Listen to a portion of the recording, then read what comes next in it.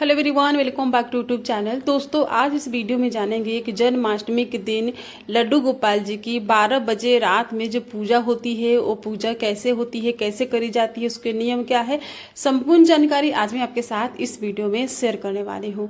तो दोस्तों, लड्डू गोपाल जी की जो 12 बजे की पूजा होती है वो पूजा हम सुबह में ही कर लेते हैं। सुबह में लड्डू गोपाल जी को मॉर्निंग में पंचामृत दूध दही घी शहद और शक्कर से इनका अभिषेक कर लेना चाहिए। जब हम लड्डू गोपाल जी का पंचामृत अभिषेक मॉर्निंग में कर लेते हैं तो फिर हमें रात में इनका पंचामृत अभिषेक करने की जरूरत नहीं होती। कैसे, मैं आपको आगे वीडियो में बताऊंगी। वीडियो को पूरा देखिएगा तब आपको जाकर समझ में आएगा। तो पंचामृत अभिषेक सुबह में मॉर्निंग में आपको कर लेना है।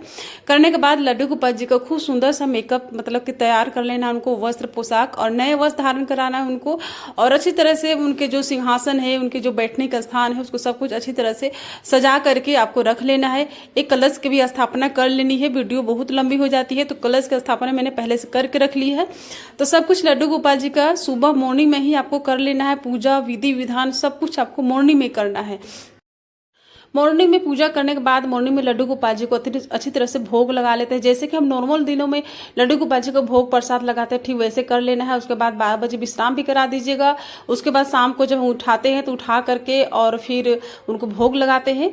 तो सब कुछ प्रक्रिया वही करनी है जैसे नॉर्मल दिनों में करते हैं। उसके बाद दोस्तों क्या करना है कि जब संध्या का समय हो जाए तो उस समय पर आप सबके घरों में शालिग्राम जी होते हैं, तो शालिग्राम जी को लेकर के और उनको स्नान कराने के बाद कोई भी एक टोकरी बर्तन जो भी लेना हो, प्लेट कोई भी थाली ले सकते हैं बर्तन, और उसमें शालिग्राम जी को रख देना है। रखने के बाद उसके शालिग्राम जी के पास में आपको एक डंठल वाली खीरा रखना है और फिर उसे ढक देना चाहिए और तुलसी दल जरूर रखना चाहिए। उसके बाद आप ऊपर से पुष्प भी छिड़क सकते हैं। और जब 12:01-2 हो जाए उसके बाद ताली घंटी बजाते हुए शंख नाद करते हुए कपड़ा को हटा करके, और जो खीरा की डंठल होती है, इसमें डंठल नहीं है तो डंठल को काट सकते हैं। अगर डंठल नहीं है तो इस तरह से आप खीरा को काट सकते हैं। और आपको चाकू से नहीं काटना है, नॉर्मल सिक्का या चांदी के सिक्का से काट सकते हैं। मैंने काट कर नहीं दिखाया क्योंकि कैमरा बंद है, मैं शूट करना भूल गई। तो आप काट लीजिएगा। काटने के बाद अब शालिग्राम जी को क्या करना है कि आपको इनका पंचामृत अभिषेक करना है। तो हम कहने का मतलब ये है कि हम लड्डू गोपाल जी का जैसे जन्म कराते हैं तो हम लड्डू गोपाल जी का जन्म ना करा के शालिग्राम जी का जन्म करा लेते हैं। तो लड्डू गोपाल जी के जन्म माने जाते हैं कि ये दोनों एक ही है। तो हम शालिग्राम जी का दूध दही घी शहद और शक्कर से पंचामृत स्नान करा देना चाहिए। तुलसी दल पूजा में जरूर डालने चाहिए। और इस तरह से जब हम शालिग्राम जी का पंचामृत अभिषेक कर लेते हैं तो लड्डू गोपाल जी का जन्म हो जाती है, और इस तरह से इनका पंचामृत अभिषेक की शुद्धिकरण भी हो जाती है। तो लड्डू गोपाल जी को आपको 12 बजे रात में पंचामृत अभिषेक नहीं करना पड़ेगा, क्योंकि जब हम शालिग्राम जी को करते हैं तो लड्डू गोपाल जी को करने की जरूरत नहीं होती। और इस दिन पूजा में तो तुलसी जरूर रखनी चाहिए, लेकिन अष्टमी दिन तुलसी नहीं तोड़ते हैं, एक दिन पहले से ही तोड़ कर रख लीजिएगा। और उसके बाद शालिग्राम जी को चंदन अष्टगंध चंदन का टीका लगा लेना चाहिए, और उसके बाद ऊपर से हल्दी चढ़ाने चाहिए। चावल कुछ लोग चढ़ाते हैं, मैं नहीं चढ़ाती। शालिग्राम जी को, विष्णु जी को, लड्डू गोपाल जी को चावल नहीं चढ़ाया जाता। अगर आप चढ़ाते हैं तो कोई बात नहीं, चढ़ा लीजिएगा। उसके बाद पुष्प रखने चाहिए। पुष्पों की अगर माला है या फिर आपके पास रेडीमेड माला है तो रेडीमेड माला भी रख सकते हैं। तो बिल्कुल सरल तरीका मैंने आपको करके दिखाया है। जैसे कि अगर आपने मॉर्निंग में लड्डू गोपाल जी का पंचामृत अभिषेक कर लिया तो फिर आपको रात में नहीं करने पड़ेगी, अगर आपके घर में शालिग्राम जी हैं तो।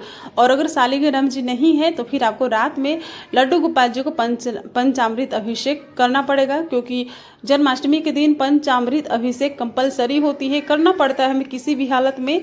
तो रात में जरूर लड्डू गोपाल जी का पंचामृत अभिषेक करना चाहिए। अगर शालिग्राम जी नहीं है तब लास्ट में अपने समर्थ के अनुसार दक्षिणा देनी चाहिए। हमारे अपने ही लड्डू गोपाल जी हैं तो 10, 11, 21 क्या देना है, आप थोड़ा अधिक दे दीजिए। और उसके बाद लास्ट में भोग लगाने चाहिए। तो 12 बजे के बाद जब पंचामृत अभिषेक हो जाए तो उसके बाद ही लास्ट में भोग लगाने चाहिए।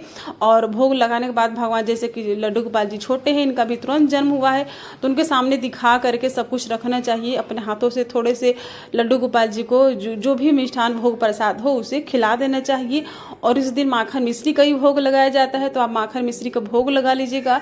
ये डेमो वीडियो है आपको दिखाने के लिए, आपको समझाने के लिए। जब रियल में पूजा होगी तो उस दिन माखन मिश्री का भोग लगाया जाएगा, तो आप लगा लीजिएगा। रह गई पंजीरी, तो अगर आपके घर में लहसुन प्याज बनता है, पंजीरी नहीं बना पाते तो कोई बात नहीं, लड्डू गोपाल जी नाराज नहीं होंगे पंजीरी के बिना।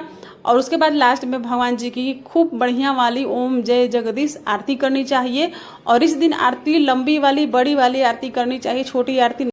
और दोस्तों, अगर आपके घर में सालीग्राम जी नहीं है, सिर्फ लड्डू गोपाल जी हैं, तो फिर आप लड्डू गोपाल जी को सुबह में नॉर्मल जल से स्नान कराइएगा और रात में 12 बजने के बाद आप उनको पंचामृत अभिषेक करके और जो पूजा विधि है वही यही सेम टू सेम आपको पूजा करना है और इस तरह से भोग लगानी है। वीडियो पसंद आई होगी लाइक कीजिएगा, चैनल पर नए हैं तो चैनल को सब्सक्राइब कर लीजिएगा, वीडियो को ज़्यादा से ज़्यादा फ्रेंड फैमिली से शेयर कीजिएगा। फिर मिलूंगी एक नए वीडियो के साथ, तब तक के लिए हरे कृष्णा, राधे राधे।